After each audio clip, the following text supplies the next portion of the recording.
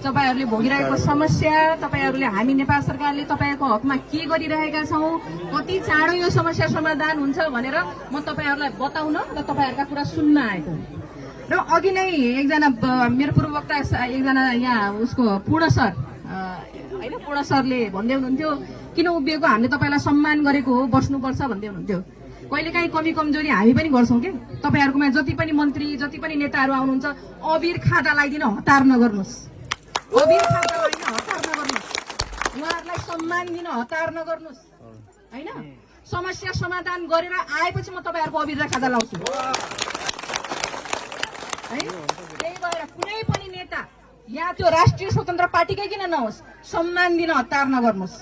पहिला तपाईहरुको यत्रो वर्षौंदेखि भोगिरहेको समस्याको समाधान हुनुपर्छ, त्यसपछि बल्ल त्यो नेताले त्यो मन्त्रीले तपाईहरुको खादा तपाईहरुको अबिर तपाईहरुले दिएको फूल उले चाहिँ बल्ल डिजर्भ गर्छ, बल्ल उले चाहिँ त्यो लायक हुन्छ लिनलाई।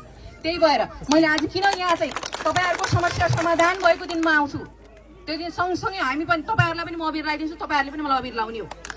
त्यही भएर पहिला नेपाल सरकारलाई तपाईहरुको हकमा काम गर्न दिनुस्, यसरी सम्मान गर्न हतार गर्ने होइन कसैलाई पनि हैन। त्यही भएर यो अघि नैको पाटोमा मैले कुरा गरेर अबको हकमा जस्तो अघि नै मलाई यहाँ माग पत्र पनि बुझाइसक्नु भएको छ र यो विषयमा हाम्रो मैले समिति यहाँको जिल्ला समिति जसले चाहिँ भूमि समस्या समाधान समितिले काम पनि गरिरहेको छ, यो विषयमा पनि मैले यहाँबाट अपडेट लिएको छु। विषय जटिल छ, संवेदनशील छ, कतिपय कानुनी अडचन, एउटै खालको समस्या छैन, विभिन्न खालका समस्याहरू छौँ यहाँ। हामी सबैजना यहाँ जति पनि बसोबास गरिरहेका छौँ एउटै खालको समस्या छैन, विभिन्न खालको समस्या छ र विभिन्न खालका समस्यालाई विभिन्न तरिकाले समाधान गर्नुपर्ने आवश्यकता छ। त्यही भएर अलिकति समय लाग्छ। मैले हजुरहरूलाई यही आएर म किन भने भन्दा हजुरहरूको त्यो त्रासको वातावरण नहोस्, हजुरहरूलाई हजुरले बसेको ठाउँबाट कसैले पनि उठाउन सक्दैन। त्यही भएर तपाईहरु एउटा कुरामा के ढुक्क हुनुहोस् भने जसले लाल पूर्जा पाउनु पर्ने हो कानुन सम्मत तरिकाले उसले लाल पूर्जा पाउँछ। भूमिहीन सुकुम्बासी, भूमिहीन दलित, भूमिहीन अव्यवस्थित बसोबासी सबैले लाल पूर्जा पाउनुहुन्छ। तपाईहरु यो कुरामा चाहिँ ढुक्क हुनुहोस्। त्यही भएर तपाईहरुलाई त्यो त्रासको वातावरण बनाइदिने, कसैले चाहिँ बीचमा हामी बीचमा खेल्न सक्ने त्यो हुन सक्छ। त्यसको लागि चाहिँ तपाईहरुले तारन्तार खबरदारी गर्नु भएको छ, विगतमा पनि गर्दै आउनु भएको छ। यसको लागि म फेरि पनि तपाईहरुलाई धन्यवाद व्यक्त गर्न चाहन्छु। त्यही भएर तपाईहरु एउटा कुरा चाहिँ के तपाईहरु विश्वस्त हुनुहोस् भने तपाईहरु भूमिहीन जो सुकुम्बासीहरु हुनुहुन्छ, सुकुम्बासीलाई कसैले चाहिँ उठाउन सक्दैन। कहिलेकाहीँ तपाईहरुले बसेको जग्गा कहिलेकाहीँ नकारात्मक सूचीमा पर्या हुन सक्छ हैन।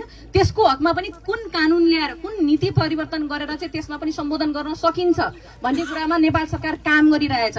अहिले झन्डै 5 महिना भयो नेपाल सरकार यो सरकार गठन भएको, त्यसमा हामी डे 1 देखि म मन्त्रीको हैसियतले यो समस्यामा समाधान गर्नको लागि यहाँ मात्रै होइन देशैभरिको समस्या समाधान गर्नलाई हामी डे 1 देखि मैले मन्त्रालय सम्हालेको पहिलो दिनबाट नै यसमा काम गरिरहेको छु। सँगसँगै सहकारी पीडितका पनि समस्या छन्, त्यसमा पनि हामी काम गरिरहेको